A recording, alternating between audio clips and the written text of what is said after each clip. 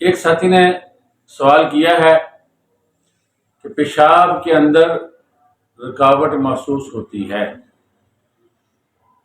کھل کر پیشاب نہیں آتا اور پیشاب میں بہت زیادہ جلن بھی ہوتی ہے، بدبو بھی بہت زیادہ آتی ہے۔ تو ان کے لیے عرض یہ ہے کہ آپ خربوزے کا موسم ہے، خربوزہ دوپہر کے وقت خربوزہ استعمال کریں یا خربوزے کا مغز استعمال کریں۔ اگر خربوزہ آپ استعمال نہیں کرنا چاہتے یا آپ کو اچھا نہیں ملتا تو خربوزے کا چھلکا اور اسی طرح بکھڑا دونوں ہم وزن لے کر اس کا کعوہ بنائیں اور دن میں ایک دفعہ اس کا کعوہ استعمال کریں۔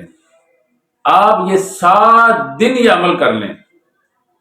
چائے والا چمچ اس کے پاؤڈر کا بھی ڈالیں اس میں پانی میں، اور اس کے پاؤڈر کا بھی ایک چائے والا چمچ ڈال دیں۔